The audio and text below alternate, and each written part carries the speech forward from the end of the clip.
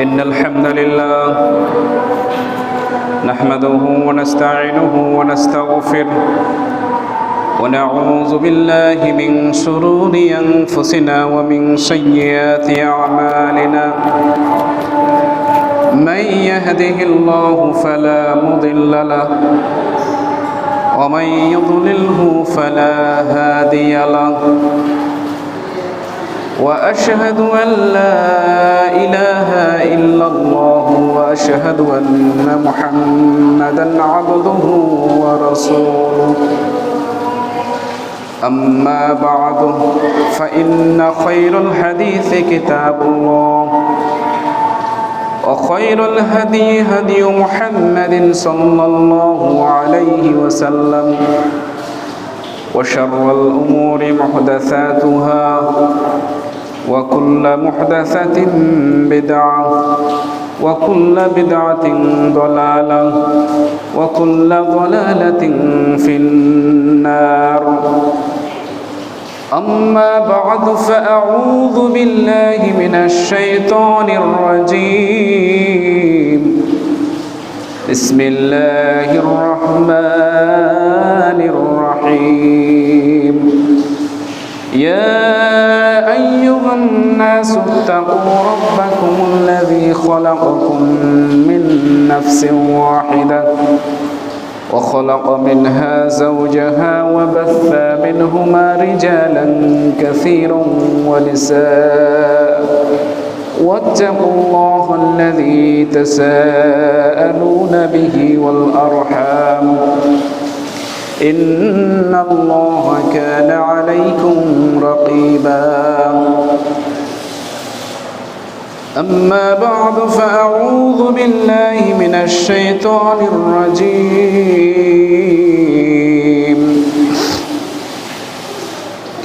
ربي هب لي من الصالحين فبشرناه بغلام حليم فلما بلغ معه السعي قال يا بني إني أرى في المنام أني أذبحك فانظر ماذا ترى قال يا أبت افعل ما تؤمر ستجدني إن شاء الله من الصابرين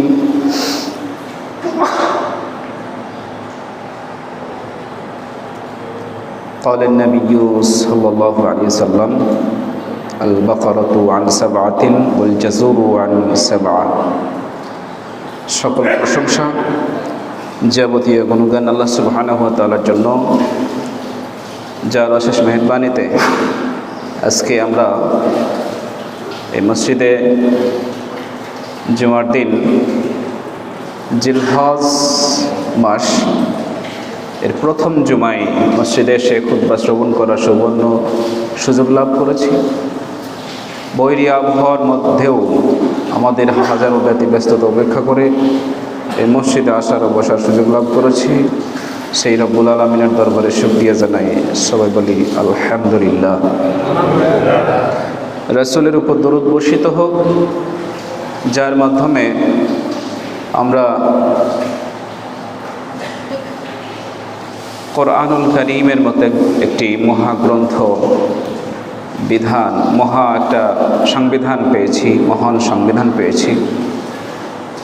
যে জীবন ব্যবস্থার আলোকে আমরা আমাদের এই জীবনটাকে যদি ঢেলে সাজাতে পারি, ইহকালীন শান্তি এবং পরকালীন মুক্তির নিশ্চয়তা রয়েছে। সেই কোরআনের আইন বাস্তবায়ন করার জন্য সেই রাসূল অনেক প্রচেষ্টা, অনেক ত্যাগ স্বীকার করে গেছেন। সে রাসূলের উপর দরুদ বর্ষিত হোক, সবাই বলি সাল্লাল্লাহু আলাইহি ওয়াসাল্লাম। সম্মানিত মুসল্লিবৃন্দ, আজকে জুমার যে আলোচনার বিষয়, খুতবার যে বিষয়, সেটি হচ্ছে ইসমাঈল আলাইহিস সালাম এর কুরবানির ইতিহাস এবং সেখান থেকে আমাদের শিক্ষা। এবং খুতবার শেষের দিকে সময় থাকলে ইনশাল্লাহ এই জিলহজের 1 তারিখ থেকে নিয়ে 13 তারিখ পর্যন্ত কিছু ওজিফা আছে, কিছু বিশেষ আমল আছে, যে আমলগুলো করলে আমরা লাভবান হতে পারব। এবং প্রথম 10 দিন 10 তারিখ পর্যন্ত এই দিনগুলোতে যে আমল আল্লাহর কাছে এত প্রিয়, জিহাদে যাওয়ার চাইতেও প্রিয়, শাহাদাত বরণকারীর চাইতে বেশি নয়। কিন্তু আল্লাহ রাব্বুল আলামিন এই শেষ সীমানা এমনভাবে বলে দিয়েছেন যে এই 10 দিনের আমল আল্লাহর কাছে এত প্রিয়, এই জন্য বলা হয়ে থাকে যে আমরা এই 10 দিন 1 তারিখ চাঁদ ওঠার পর থেকে, জিলহজের চাঁদ ওঠার পর থেকে নিয়ে আমাদের কিছু কাজ আছে, যে কাজগুলো খুবই জরুরি, খুবই গুরুত্বপূর্ণ। কারণ এই দিনে আমল করা আল্লাহর কাছে খুবই প্রিয়। আল্লাহ তাআলা গর্ব করতে থাকেন এই দিনগুলো এত প্রিয় কেন। প্রিয় হচ্ছে এই জন্য যে এই 10 দিনে রয়েছে সিয়াম, এতে রয়েছে সালাত, এই 10 দিনের মধ্যে রয়েছে হজ, এই 10 দিনের মধ্যে একদিন রয়েছে কুরবানি। এরকম বহুমুখী আমলের সমন্বয় ঘটেছে এই 10 দিনের মধ্যে। এই জন্য আল্লাহ রাব্বুল আলামিনের কাছে এই 10টা দিন খুবই গুরুত্বপূর্ণ, খুবই তাৎপর্যপূর্ণ, মর্যাদাপূর্ণ। আল্লাহ রাব্বুল আলামিন আমাদের সবাইকে সঠিকভাবে এই 10টা দিন আমল করার তৌফিক দান করুন, এর ফজিলত অর্জন করার তৌফিক দান করুন, আল্লাহুম্মা আমিন। সম্মানিত উপস্থিতি, আজকে আলোচনার প্রথম যে পার্ট সেটি হচ্ছে আমরা যে সামনে 10 তারিখে কুরবানি করব। এই কুরবানি, এই শব্দটা করিবুন, কুরব, নৈকট্য অর্জন করা। এই শব্দটার অর্থ হচ্ছে নৈকট্য লাভ করা। কুরবানি বিশুদ্ধ নিয়ত সহকারে কুরবানি দিতে পারলেই, আল্লাহর রাজি খুশির জন্য যদি বিশুদ্ধ নিয়ত সহকারে কুরবানি দেওয়ার সাথে সাথে আপনি আমি আল্লাহর নৈকট্য হাসিল করতে পারবো। এইটা কুরবানি দেওয়ার একটা বিশেষ মর্যাদা, ফজিলত। বলেন সুবহানাল্লাহ। আল্লাহর কাছের হয়ে যাবেন, আল্লাহর খুব নিকটতম হয়ে যাবেন। আমরা আল্লাহর নিকটতম হওয়ার উপকারিতা বুঝি না, কিন্তু যদি দেশের এই এলাকার কোনো এমপির, কোনো মন্ত্রীর, কোনো প্রধানমন্ত্রীর, কোনো প্রেসিডেন্টের, কোনো বড় নেতার যদি কাছের মানুষ হতে পারি, তাহলে তার মোচে বাতাস দেওয়া আর চুলের উপরে হাওয়া দেওয়া, তার চলাফেরা স্টাইল মনে হবে যে হ্যাঁ, সে 7 আসমান একেবারে হাতের মুঠোয় পেয়ে গেছে। দেখেন না যে একটা প্রেক্ষাপট পার হয়ে আরেকটা প্রেক্ষাপট তৈরি হয়েছে দেশে। কেউ কেউ মনে করে নিয়েছে যে এখন তো আমি নেতা, এখন তো আমি এলাকার রাজা, এলাকার আমি বিশাল বড় নেতা, এখন যা ইচ্ছা তাই করব, এখন যেটা দখল করব সেটাই হবে, কারণ আমি একজনের নিকটতম মানুষ, সেটা হচ্ছে এমপি বা কোনো মন্ত্রী বা কোনো আগামী দিনের মন্ত্রীর আমি লোক, আগামী ভবিষ্যতের আমি এমপির লোক। এরকম একটা পরিস্থিতি কিন্তু শুরু হয়ে গেছে অনেক মানুষের মধ্যে। কিন্তু মানুষের এই দুনিয়ার শক্তিধর কোনো নেতা নেত্রীর কাছের মানুষ হওয়ার জন্য, নিকটতম হওয়ার জন্য যে এত কিছু ফিল করে, কিন্তু যিনি 7 আসমানের মালিক, 7 জমিনের মালিক, আসমান এবং জমিনের মধ্যে লাহু মুলকুস সামাওয়াতি ওয়া মা ফিল আরদ, আসমান এবং জমিন এবং এর মধ্যবর্তী যা কিছু আছে সব কিছুর যিনি মালিক, একচ্ছত্র মালিকানা যার হাতে, সেই রবের, সেই মহান রব্বুল আলামিনের নিকটতম হওয়ার জন্য আমরা কতজন প্রতিযোগিতা করি। তার নৈকট্য অর্জন করা, এটা যে কত পাওয়ারফুল একটা কাজ সেটা আমরা লক্ষ্য করি না। আর সেই কাজটা যদি আমরা অর্জন করতে চাই, সেই মহান রবের যিনি 7 আসমান জমিনের মালিক, সেই রবের যদি আমরা নৈকট্য অর্জন করতে চাই, কাছের হতে চাই, কাছের প্রিয় বান্দা হতে চাই, তাহলে আমাদের সেই 10 তারিখে কুরবানি দেওয়া চাই। আল্লাহ পাক রব্বুল আলামিন সেই কুরবানির মাধ্যমে মহান সেই রবের নৈকট্য হাসিল করার তৌফিক দান করুন, বলুন আল্লাহুম্মা আমিন। ইসমাইল নবী, উনি একজন নবী ছিলেন। তার কুরবানির ইতিহাস আমরা জানার চেষ্টা করি, সেখানে অনেক শিক্ষা আছে। গত জুমায় ঘটনার যেটা বিবরণ দিতে গিয়ে যে পর্যন্ত বলেছিলাম, ইসমাইল নবীর বাবা হযরত ইব্রাহিম আলাইহিস সালাম। ইব্রাহিম নবী 2টা জিন্দেগি রয়েছে। একটা হচ্ছে বাবেল শহরে অবস্থানকালীন এই সময়ের একটা জিন্দেগি রয়েছে, আর আরেকটা দ্বিতীয় জিন্দেগি রয়েছে, সেটা হচ্ছে কেনানি জিন্দেগি, ফিলিস্তিন কেন্দ্রিক জিন্দেগি। নবী সাল্লাল্লাহু আলাইহি সাল্লামের যেমন মাক্কি জীবনী রয়েছে এবং মাদানী জীবনী রয়েছে, 2 জীবনীতেই কিন্তু পরীক্ষা গেছে। ঠিক নবী ইব্রাহিম আলাইহিস সালাম, ওনারও কিন্তু 2টা জিন্দেগি কেটেছে। বাবেল জিন্দেগি একদম পরীক্ষা, বহু 7টা 8টা বড় বড় পরীক্ষা।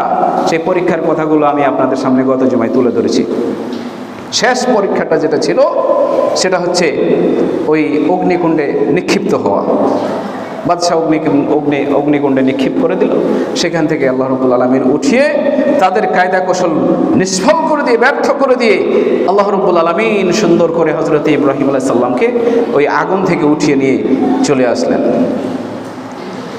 তার সাথে মাত্র 3 জন, 2 জন, তাকে সহ 3 জন। তখনকার ইমানদার কতজন? মাত্র 3 জন। 1 হযরত ইব্রাহিম আলাইহিস সালাম, 2 তার স্ত্রী সারা আলাইহিস সালাম, 3 তার ভাতিজা হযরত লূত আলাইহিস সালাম। লূত আলাইহিস সালাম তার ভাতিজা, তার সমসাময়িক নবী সাথের। এই 3 জন, আর কেউ ইসলাম গ্রহণ করলো না, কেউ ঈমান গ্রহণ করলো না। তবে ওই অগ্নিকুণ্ড থেকে বের হয়ে তিনি চলে যাবেন আল্লাহর নির্দেশ ক্রমে, হিজরত করে কোথাও চলে যাবেন। এটাও আল্লাহ রাব্বুল আলামিন কোরআন মাজিদের মধ্যে বলে দিয়েছেন। সেই কথাটা বলে দিয়েছেন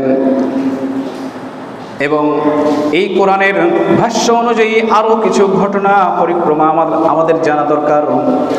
হযরত ইব্রাহিম আলাইহিস সালাম যখন হিজরত করবেন, হিজরত করার আগে তিনি সমস্ত জনগণকে, বাবেল শহরের সেই জনগণকে লাস্ট একটা বিদায়ী ভাষণ দিয়ে দিলেন তাওহীদের ডাক দিয়ে।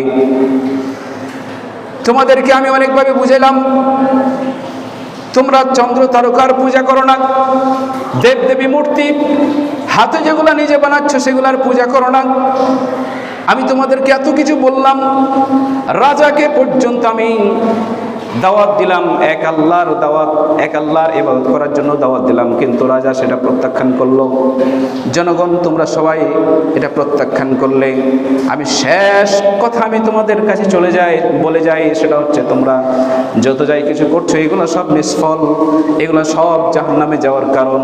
এগুলো তোমরা ত্যাগ করে আবারও আমি দাওয়াত দিচ্ছি, তোমরা এক ইলাহের তোমরা ইবাদত করো।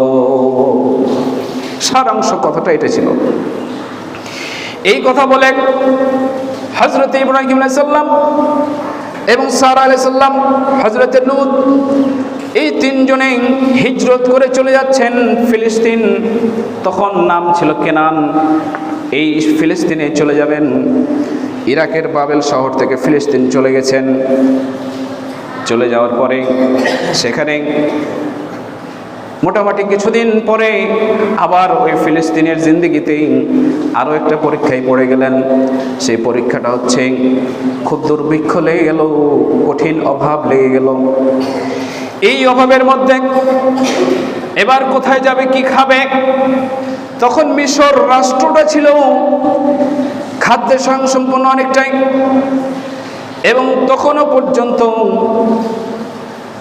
মিশর রাজ্যের যারা অধিপতি ছিল তাদের লকবটা দেওয়া হতো ফেরাউন। তাদের লকব দেওয়া হতো কি? ফেরাউন।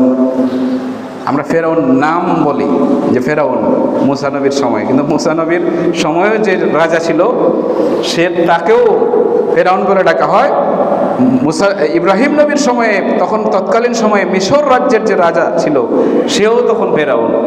আসলে ফেরাউন নাম না, নামটা ভিন্ন ছিল, কিন্তু ফেরাউন ওই মিশর রাজ্যের যারা অধিপতি, যারা রাজা থাকতো তাদের ফেরাউন লকব থাকতো, উপাধি।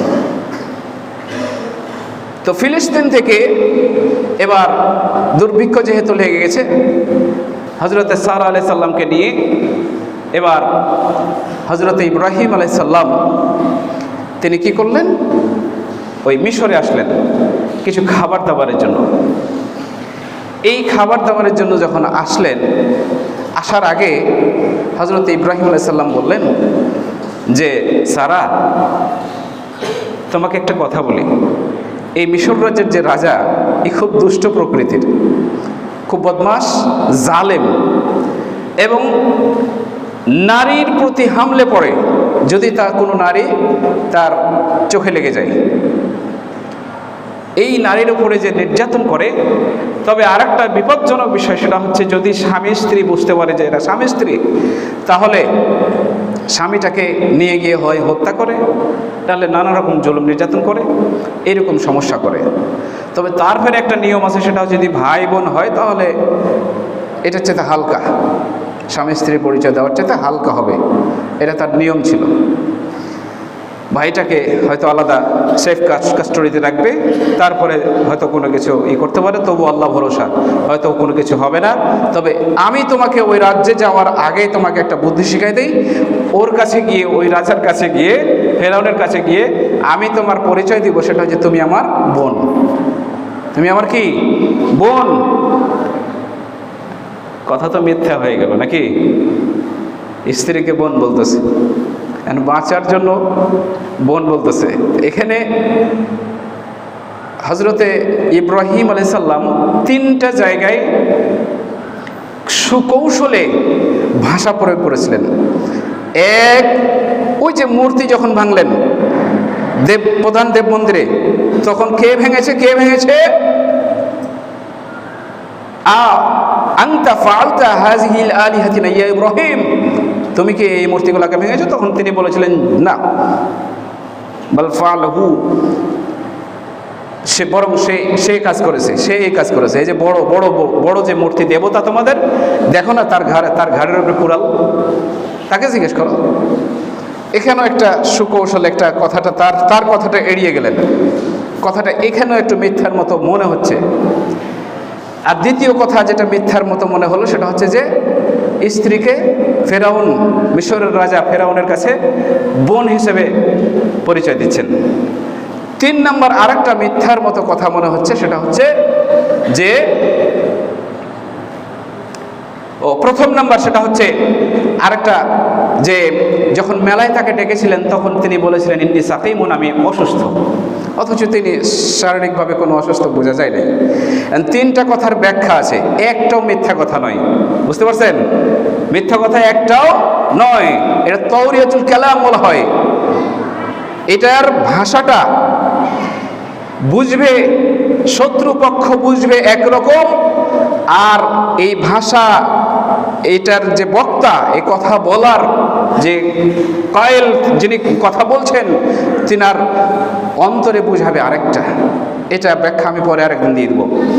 তো আমি যেটা বলছিলাম, শত্রুপক্ষের কাছে এরকম তাওরিয়া, এরকম সুকৌশলে কিছু কথা বলে আপনি বৃহৎ একটা স্বার্থ, দ্বীনি স্বার্থ আপনি অর্জন করতে পারবেন, এটা একটা বিষয় রয়েছে ইসলামে। চলুন যাই সামনের দিকে ঘটনা। এবার হজরতে ইব্রাহিম আলাইহিস সালাম বললেন যে এটা আমার বোন, ফেরাউনের কাছে বললেন। তারপরও তখন সে কী করলো, হজরতে সারা আলাইহিস সালামকে তার প্রাসাদে নিয়ে চলে গেল।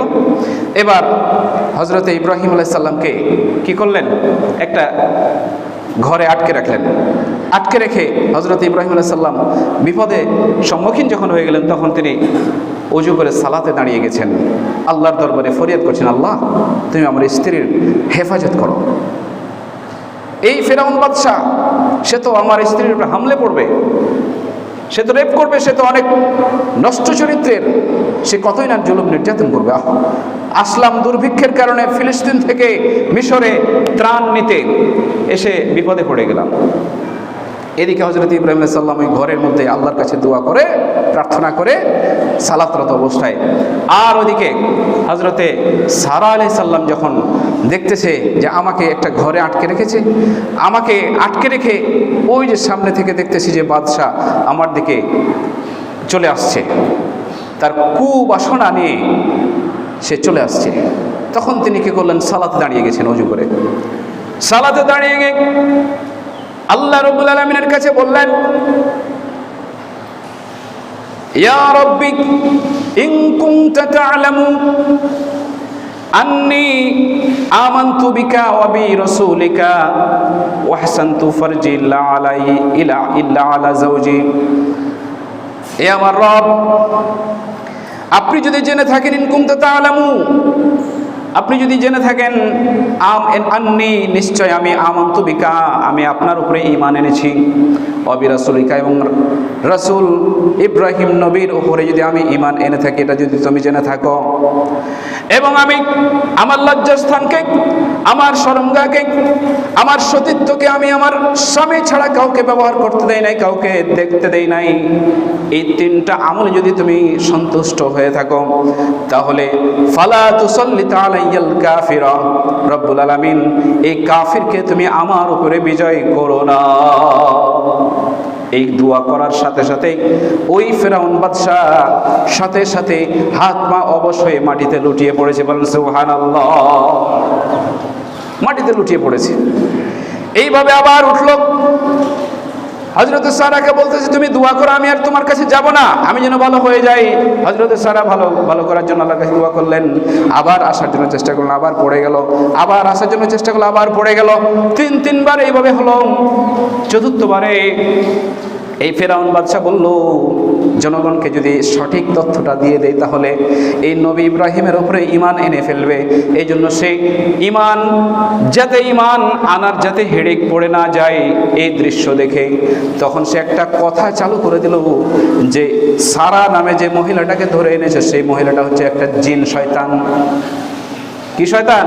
জিন শয়তান। এই শয়তান মহিলাকে নিয়ে এসেছ, সে জাদু টাদু এসে অনেক কিছু জানে। এই কথা দিয়ে ওই অলৌকিক ঘটনার জনগণের সামনে মোড়টা ঘুরিয়ে দিল। যদি এই কথা না বলে তাহলে কিন্তু এই অলৌকিক ঘটনার কারণে অনেক মানুষ তার রাজ্যে ঈমান এনে ফেলতো। বুঝতে পারছেন? রাজা বাদশারা খুব কৌশল করে চলে যাতে সঠিক জিনিসটা, ইসলামের সঠিক জিনিসটা বুঝতে না পারে। এরপরে শুধু তাই নয়, হযরত ইব্রাহিম আলাইহিস সালামকে ছেড়ে দেওয়া হলো, ডাক দেওয়া হলো, ইব্রাহিম আর সারাকে ডেকে নিয়ে আসো। ওই রাজ্যের রাজা এবার ইব্রাহিম আর সারাকে কিছু হাদিয়া, উপঢৌকন, দামি দামি উপঢৌকন দিয়ে দিলেন, সাথে একটা দাসী দিয়ে দিলেন। এই দাসীটার নাম হচ্ছে হাজেরা, সতী সাধবী, খুব ভালো একজন দাসী ছিল তার রাজ্যে। এই দাসীটাকেও সারার কাজে কর্মে সহযোগিতার জন্য তিনি গিফট করে দিলেন, বলেন সুবহানাল্লাহ। এবার ত্রাণ নিয়ে, অনেক কিছু উপঢৌকন নিয়ে, হযরতে হাজেরাকে নিয়ে, সারাকে নিয়ে এবার ফিলিস্তিন চলে গেলেন। ফিলিস্তিনে গিয়ে তাফসীরের মধ্যে এসেছে, এবার হযরত ইব্রাহিম আলাইহিস সালাম 1 বছর পার হতে না হতেই ওই সারা আলাইহিস সালাম তার আগে কিন্তু বাসায় গিয়ে বলেছিলেন, ফিলিস্তিনে যাওয়ার সাথে সাথে বলেছিলেন, ওগো স্বামী, আপনার তো বয়স এখন অনেক হয়েছে, 80 বছর প্লাস, তারপরে আমিও তো অনেক বয়স্কা হয়ে গেছি, আমার বাচ্চা হয় না, আপনি একে আজাদ করেন, আপনি এই হাজেরাকে আপনি বিবাহ করে স্ত্রী হিসাবে গ্রহণ করে নিন। সুবহানাল্লাহ। বড় স্ত্রী, বাচ্চা হয় না, তাই কি করেন? দ্বিতীয় স্ত্রীর জন্য নিজের স্বামীকে বলতেছে। এখন আমাদের সমাজে কি এরকম নারী আছে?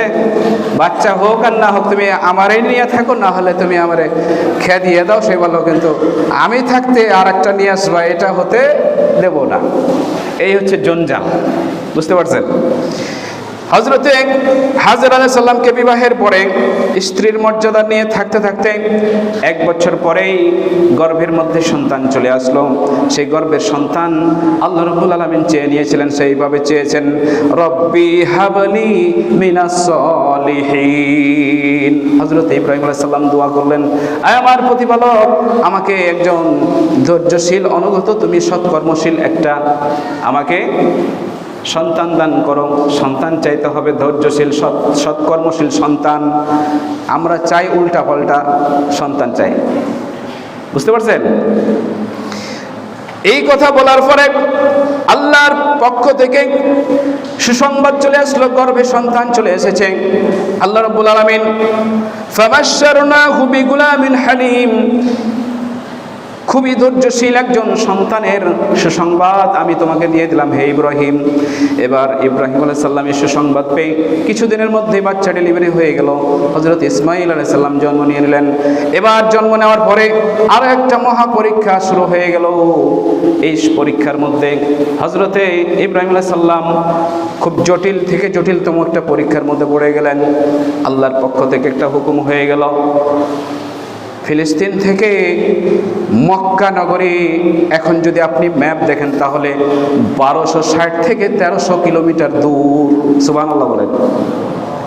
আল্লাহর পক্ষ থেকে হুকুম হয়ে গেল, ও ইব্রাহিম, তুমি তোমার এই ছোট স্ত্রী হাজরাকে এবং হযরত ইসমাইলকে কয়েকদিনের বাচ্চা, দুধের বাচ্চা, বিজন ভূমি, সেই মক্কার মরুভূমি, ওই পাহাড়ের মধ্যে তুমি রেখে চলে আসো। কেন রাখবা, কি জন্য, এই সেই কোনো প্রশ্ন নাই। আল্লাহর অর্ডার হয়েছে, সাথে সাথে অর্ডার পালন করার জন্য তিনি দাঁড়িয়ে গেলেন। এবার বিবিকে বললেন, চলো যাই, বাচ্চা নিয়ে চলো। কোথায় যাবেন? এইভাবে বললেন যে চলেন, চলো যাই মক্কা নগরী। তখন তো আর গাড়ি ছিল না, এই সেই এত যানবাহনের সুবিধা ছিল না, রাস্তাঘাট ছিল না। এখনকার ম্যাপ অনুযায়ী ওই ফিলিস্তিন থেকে, জেরুজালেম থেকে মক্কা নগরী 1260 থেকে 1300 কিলোমিটার। সুবহানাল্লাহ, এত দূরত্বের পথ। সেখানে কোনো মানুষ নাই, জন নাই, কিছু নাই, একবারে নির্জন নিরালয়, সেই একাকী, সেই নিঃসঙ্গ অবস্থায় মক্কা নগরীর অদূরেই ওই জায়গাতে সেই পাহাড়ের পাদদেশে তাকে রেখে আসতে হবে। রেখে দিলেন 1 ব্যাগ খেজুর। হাদিসে এসেছে 1 ব্যাগ খেজুর আর একটা মশকে পানি, ওই জারকিন আছে না, জারকিন 5 লিটারের, এরকম একটা মশকে জারকিন পানি, 2-1 দিনের খাবার। এরপরে যে কি খাবে দাবে সেই কোনো কিছু মানে দেখা দেখির কোনো বিষয় থাকলো না। অর্ডার করেছেন কে? আল্লাহ। আল্লাহ অর্ডার করেছে, কোনো কথা নাই। কি হবে, না খেয়ে মরবে না কি হবে, এটা দেখার কোনো স্কোপ নাই। ওখানে রেখে দিয়ে হযরত ইব্রাহিম আলাইহিস সালাম হাজরাকে আর দুগ্ধপোষ্য সেই শিশু সন্তানকে রেখে দিয়ে, ইসমাইলকে রেখে দিয়ে চলে যাচ্ছেন। পিছনে পিছনে হযরতে হাজরা আলাইহিস সালাম হাঁটছেন আর বলছেন, আইনা তাযহাব ইয়া ইব্রাহিম, হে ইব্রাহিম, আপনি রেখে কোথায় যাচ্ছেন আমাকে? এখানে তো কোনো মানুষ নাই, জন নাই, মরুভূমি, ফাঁকা ধুধু সেই বালি, কোনো খাবার দাবারের ব্যবস্থা নাই। এই কয়েকটা জিনিস রেখে চলে যাচ্ছেন। আইনা তাযহাব ইয়া ইব্রাহিম, আপনি কোথায় যাচ্ছেন হে ইব্রাহিম, আপনি কোথায় যাচ্ছেন হে ইব্রাহিম? হযরত ইব্রাহিম আলাইহিস সালাম বাকরুদ্ধ হয়ে গেছে, কথা বলতে পারছে না। আমি কি জবাব দেবো আমার স্ত্রীর কাছে? সুবহানাল্লাহ, কত ধৈর্যশীল, কত ধৈর্যের পরীক্ষা। 1300 কিলোমিটার দূরে রেখে আসতে হচ্ছে। এবার হযরত হাজরা আলাইহিস সালাম যখন বললেন, ওগো আমার স্বামী, আপনাকে কি আল্লাহ রাব্বুল আলামিন অর্ডার করেছেন এখানে রাখার? তিনি যে এটা কথা বলবেন ভাষায় সেটাও বলতে পারছেন না, কান্না চলে আসছে। উনি ইশারা করলেন যে হ্যাঁ, আমার আল্লাহ অর্ডার করেছেন। সুবহানাল্লাহ বলেন। এবার কত ধৈর্যশীলা স্ত্রী, এই স্ত্রী বললেন যে আল্লাহ অর্ডার করেছেন এখানে রাখার জন্য, আমার আর কোনো টেনশন নাই, আল্লাহই আমার জন্য যথেষ্ট হয়ে যাবেন। সুবহানাল্লাহ। হযরত ইব্রাহিম আলাইহিস সালাম রেখে চলে গেলেন, ফিলিস্তিন চলে গেলেন। এরকম পরীক্ষা কেউ দিতে পারবেন? স্ত্রী সন্তানকে কোথাও রেখে চলে আসবেন 1300 কিলোমিটার দূরে? অসম্ভব। সুবহানাল্লাহ, কি পরীক্ষা তাদের গেছে। এরপরে দেখেন হজরতে ইব্রাহিম আলাইহিস সালাম রেখে চলে আসলেন। উনি তো টেনশন করছেন, ওখানে রেখে আসার পর সাথে সাথে দোয়া করেছিলেন সন্তানের জন্য, স্ত্রীর জন্য, আল্লাহর কাছে দোয়া করেছিলেন, আল্লাহ হেফাজত করেছেন। কিভাবে? দু একদিন পরেই ওই খাবার ফুরিয়ে গেছে, খেজুর ফুরিয়ে গেছে, পানি ফুরিয়ে গেছে। এবার বাচ্চা শিশু হজরতে ইসমাইল খুব গড়াগড়ি করতেছে, কান্নাকাটি করতেছে। বাচ্চার কান্না দেখে মা আর সহ্য করতে পারছে না। সুবহানাল্লাহ, এই অবস্থা। হজরতে হাজর আলাইহিস সালাম তিনি একবার সাফা পাহাড়ে উঠেন, একবার মারওয়া পাহাড়ে যান। কোথাও যদি কোনো লোককে খুঁজে পায়, তাহলে খাবারের যদি একটু ব্যবস্থা হয়, পানির যদি একটু ব্যবস্থা হয়। দূর থেকে মরুভূমি যখন বালি দেখে তখন মনে হয় যে পানির ঢেউ, সমুদ্রের ঢেউ, কিন্তু আসলে সেগুলো ঢেউ নয়, সেগুলো ধুধু মরুভূমি বালি, কোনো মানুষ নাই, জন নাই।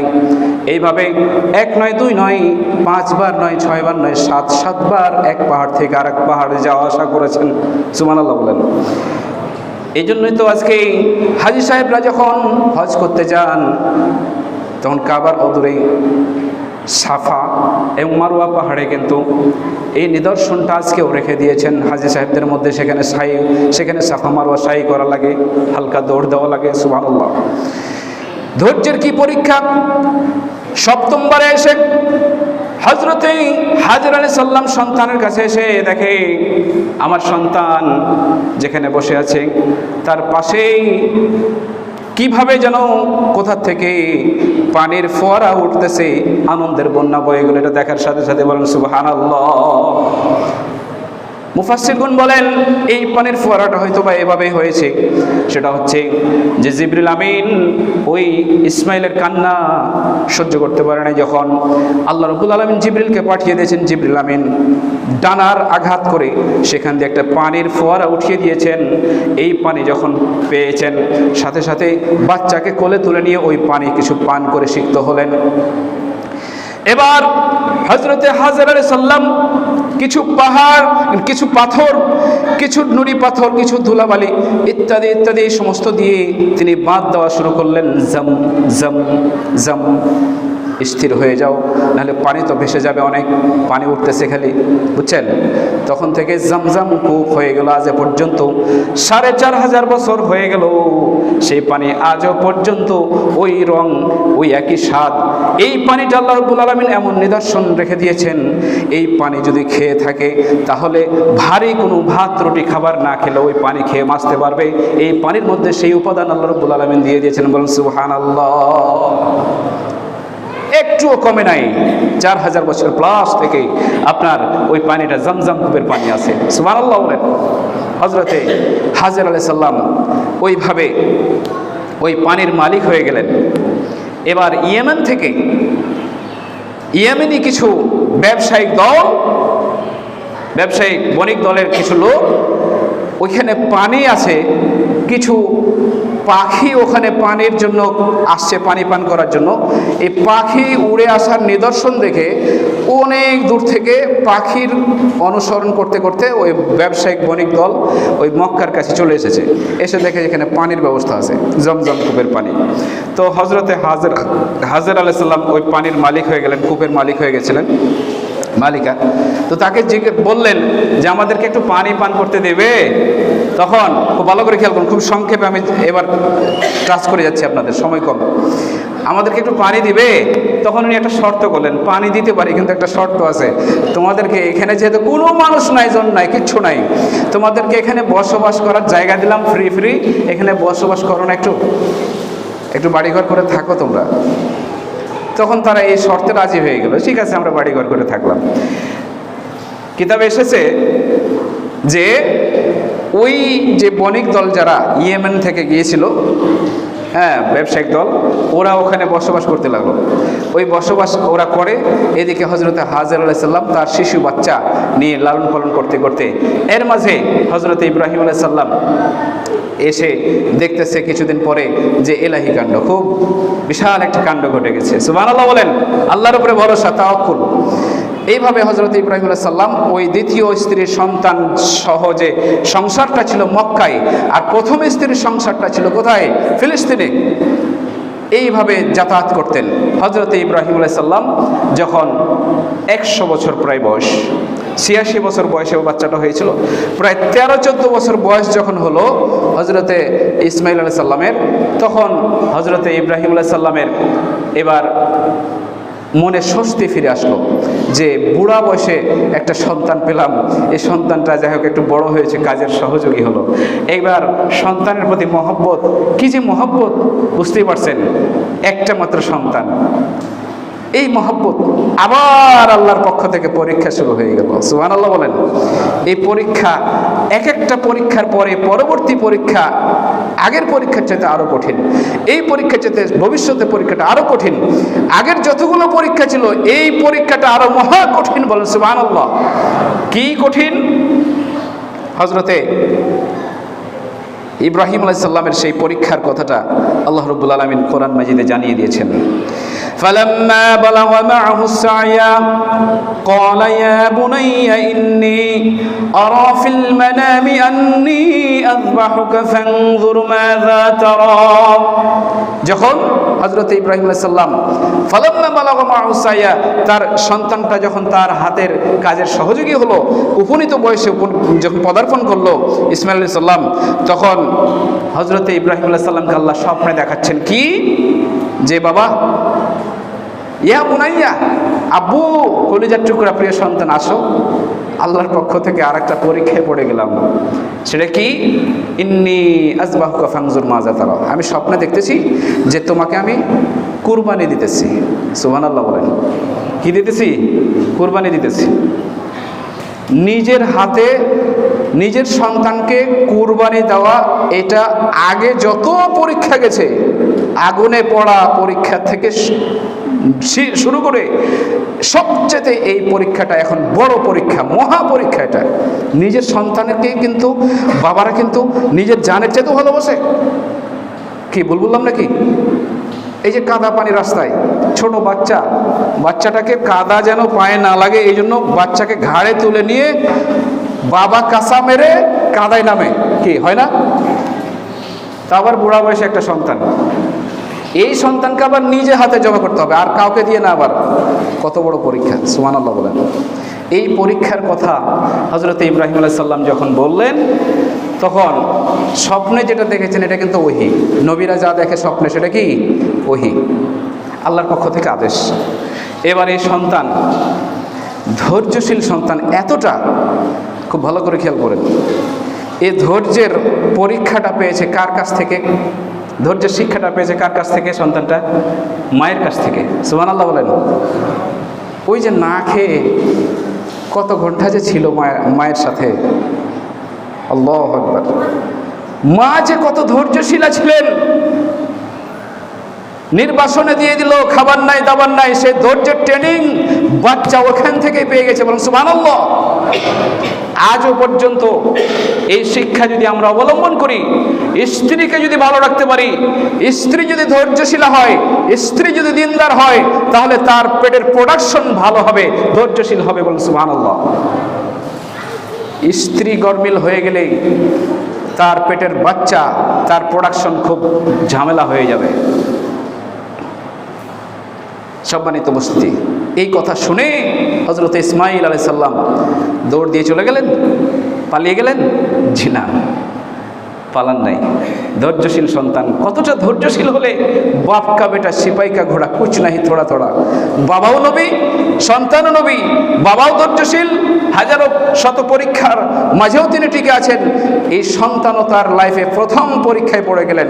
দ্বিতীয় পরীক্ষা এটা, সেই পরীক্ষা, প্রথম পরীক্ষা ছিল যে মায়ের সাথে নির্বাসিত জীবনযাপন করা, কষ্টের জীবন।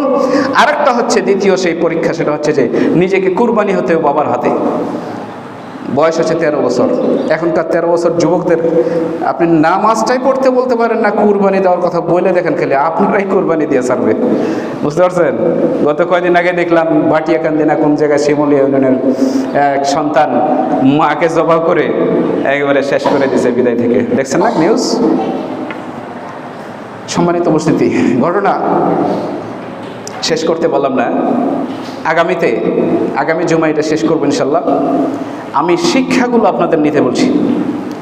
হজরতে ইব্রাহিম আলাইহিস সালাম যখন বাচ্চাকে বললেন এই কথা, তখন দুইজনেই একটা কাজ করলেন। ফালাম্মা আসলামা ওয়া তাল্লাহু লিল জাবিন, আল্লাহর হুকুমের কাছে দুই বাপ বেটা দুইজনেই আত্মসমর্পণ করলেন। সুবহানাল্লাহ বলেন। এই আত্মসমর্পণ করলেন, আমাদেরকেও আত্মসমর্পণ করতে হবে আল্লাহর হুকুমের কাছে। আল্লাহ রাব্বুল আলামিন 5 ওয়াক্ত সালাতের জন্য ডাকতেছে মসজিদে। আল্লাহ ডাকে কিনা? আল্লাহর হুকুমের কাছে কয়জন আমরা আত্মসমর্পণ করি? যারা মসজিদে আসি তারা কিন্তু আত্মসমর্পণ করছি। 5 ওয়াক্ত টাইমে যখন মসজিদে আসি, আসার পরে ওযু করি, আমরা যখন প্রথম নামাজটা শুরু করি তখন আমরা হাত উঠিয়ে বলি আল্লাহু আকবার। হাত উঠাই কারা? আসামি এভাবে হাত উঁচা করে, আমি স্যালেন্ডার। তখন আর আসামিকে গুলি করার নিয়ম নাই, তখন আসামিকে মারার কোনো নিয়ম নাই। প্রতিপক্ষ সে তখন নরমাল হয়ে যায়, দুর্বল হয়ে যায়। রব্বুল আলামিন, আমি পাপ করেছি, আমি উল্টাপাল্টা চলেছি, তুমি যখন ডাক দিয়েছ আবার মসজিদে এসেছি, মসজিদে এসে তোমার বড়ত্ব ঘোষণা করছি আল্লাহু আকবার। এইভাবে যখন সালাত শুরু করে দেবেন আল্লাহর কাছে, 5 বার আপনার স্যালেন্ডার হওয়ার কিন্তু একটা নিয়ম করে দেওয়া হয়েছে। হযরত ইব্রাহিম আলাইহিস সালাম, ইসমাঈল আলাইহিস সালাম দুইজনে কুরবানি হওয়ার জন্য এই আইনের কাছে স্যালেন্ডার করলেন। কিন্তু আজকে আমরা সেই স্যালেন্ডার কোথায় আমরা আছি? আত্মসমর্পণ নাই আমাদের। সম্মানিত উপস্থিতি, হযরত ইব্রাহিম আলাইহিস সালামের ঘটনা আজকে এ পর্যন্ত রাখি। আল্লাহ রাব্বুল আলামিন আমাদেরকে এই শিক্ষা থেকে যেটা মেসেজ আমি দিতে চাইলাম, আল্লাহ দিতে চাচ্ছেন, সেটা হচ্ছে আমার যখন যেটা হুকুম হবে, তোমার ভালোবাসার মহব্বতের জিনিস গোটা পৃথিবী তোমার মহব্বতের হয়ে যাক। আমার পৃথিবীর মহব্বত একদিকে, তোমার স্ত্রী সন্তান সব দিকের মহব্বত একদিকে, আমার হুকুম আর একদিকে। আমার হুকুমটা প্রাধান্য দিতে হবে, সব পৃথিবীর মহব্বত তোমাকে ত্যাগ করে দিতে হবে। এর নাম হচ্ছে কুরবানি। আল্লাহ পাক রব্বুল আলামিন আমাদের সেই আল্লাহর হুকুমের কাছে স্যালেন্ডার হওয়ার তৌফিক দান করুন। আল্লাহুম্মা আমিন। এটা বন্ধ করুন।